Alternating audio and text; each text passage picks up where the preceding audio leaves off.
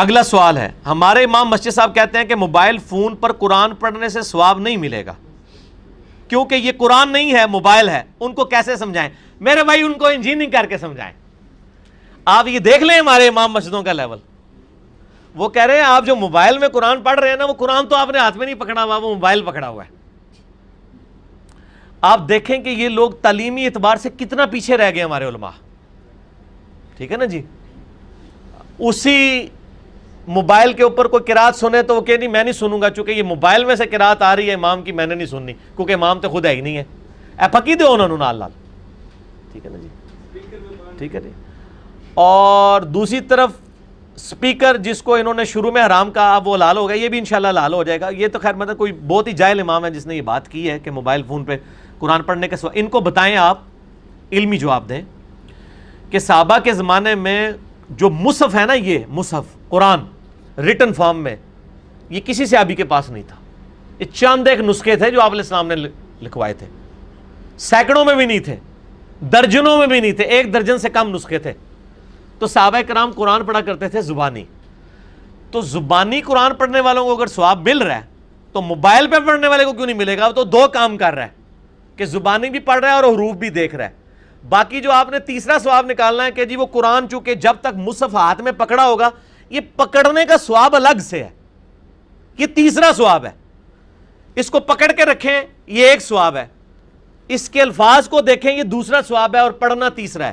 تو 2 ثواب تو مل رہے ہیں ان کو جو موبائل پہ پڑھ رہے ہیں. صحابہ کو تو 1 ثواب ملتا تھا، وہ زبانی پڑھتے تھے.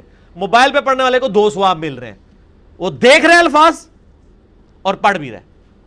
پکڑنے والا آپ کی نظر میں نہیں ہے نا، چلے ہم وہ مان لیتے ہیں آپ کو خوش کرنے کے لیے، لیکن پھر بھی صحابہ سے زیادہ ثواب مل رہا ہے عام بندے کو، کیونکہ الفاظ دیکھ بھی رہے اور پڑھ بھی رہے. اے پھکی جے انجینئرنگ کریں گے تواڈے نال، اللہ دے فضل نال ایسی انجینئرنگ ہوئے گی کہ بھول جاؤ گے سب کچھ.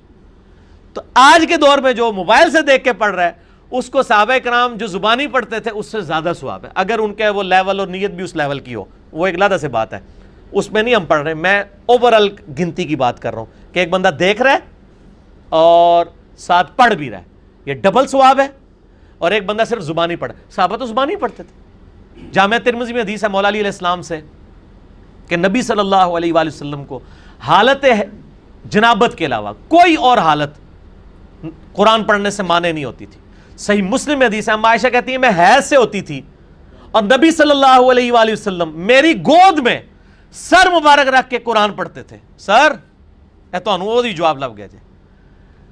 آپ کی بیوی حیض کی حالت میں ہو اور آپ اس کی گود میں رکھ کے قرآن پڑھیں، تسی تے کہنا ہے قرآن دی گستاخی ہے. اور نبی علیہ السلام کرتے یہ تھے، صحیح مسلم میں حدیث ہے. سر ہمارے پاس ایسے جواب ہیں، ایسی ایسی انجینئرنگ ہے کہ سارے انجینئر اور مولوی فیل ہیں، اس لیے کہ انہوں نے جزوی دین لیا ہے، انہوں نے کبھی سوچا نہیں، انہوں نے اپنی عقل استعمال نہیں کی. اور حقیقت بات ہے، جب میرے بھائی آپ سکول سے بھاگے ہوئے لوگوں کو علم دین کی لائن میں ڈالیں گے تو دین کے امام بھی پھر لوڑے لنگڑے لوگ ہی پیدا ہوں گے نا. انٹلیکچوئلز لوگ کیا آئے دین کے اندر؟ اس میں ہمارا بھی قصور ہے. کیا ہم نے انٹلیکچوئلز کو دین کی فیلڈ میں ڈالا کہ آج ہمارے امام وہ لوگ بنے جو دینی اور دنیاوی دونوں علم رکھتے ہوں؟ جو بچہ نالائق ہوتا ہے اس کو کہتے ہیں مدرسے میں ڈال دو. تو سر پھر جب دین مدرسے میں اس طرح کے لوگ ڈالیں گے تو انہوں نے لائق تو کون نہیں ہو جانا، انہوں نے بعد میں پھر وہی نالائکیاں کرنی ہے اور آپ کو اپنی مرضی کا دین سکھانا ہے. اما عائشہ کہتی ہیں میں حیض کی حالت میں اور نبی علیہ السلام میری گود میں سر مبارک رکھ کے قرآن پڑھتے تھے، زبانی پڑھا کرتے تھے. قرآن پڑھنے کے لیے وضو بھی شرط نہیں ہے، ہاں جنبی نہ ہو، وضو کوئی شرط نہیں ہے. صحیح بخاری میں آتا ہے عبداللہ بن عمر اونٹ پہ بیٹھ کے بغیر وضو کی حالت میں قرآن کی تلاوت کیا کرتے تھے اور پھر سجدہ تلاوت بھی کر لیا کرتے تھے اسی حالت میں. تو یہ بالکل ان کا موقف جو ہے وہ اس حوالے سے باطل ہے کہ جی ثواب نہیں ملے گا. ثواب ملے گا انشاءاللہ. یہ تو بیسیکلی سازش ہے نا قرآن سے دور کرنے کی، کیونکہ موبائل کی وجہ سے ان کا ایک بڑا مسئلہ خراب ہو گیا نا. انہوں نے ایک جعلی مسئلہ بنایا تھا کہ قرآن کو آپ بغیر وضو کے ہاتھ نہیں لگا سکتے، وہ فیل ہو گیا ان کا. موبائل کو آپ کر سکتے ہیں، موبائل کو ایون آپ چھو بھی رہے ہیں تو اوپر سکرین ہے.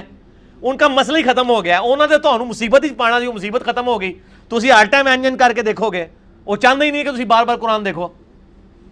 فتوے بھی نہیں لگا سکتے موبائل پہ. تو آپ کو ویسے تو وہ بھی مسئلہ جعلی ہے کہ بغیر وضو کے قرآن کو ہاتھ نہیں لگا سکتے. میرا آپ یوٹیوب پہ کلپ دیکھ لیں، بغیر وضو کے قرآن کو ہاتھ لگا سکتے ہیں نان مسلم کو قرآن دینا. وہ جعلی مسئلہ بھی اپنی موت مر گیا کہ جب موبائل میں قرآن آ گیا تو اب یہ کہہ نہیں سکتے کہ چھوا ہوا ہے آپ نے. تو انہوں نے کہا کہ اس کا طریقہ ہے کہ اگلا انہوں نے گولی کراؤ کہ سواب ہی کو نہیں جاؤں تاکہ ناسی جان قرآن تو نہ اسی نہ نسن دیں اللہ فضل نال تسی داڑیاں پگڑیاں رکھ کے جو علماء یہود دا کردار ادا کر رہے ہو نا مسلمانوں گھس کے، تو اللہ کے فضل سے اسلام کے مجاہد بھی موجود ہیں جو آپ کو ان صفوں سے نکال کے اور آپ کی بدعقیدگیاں لوگوں کے اوپر واضح کریں گے انشاءاللہ۔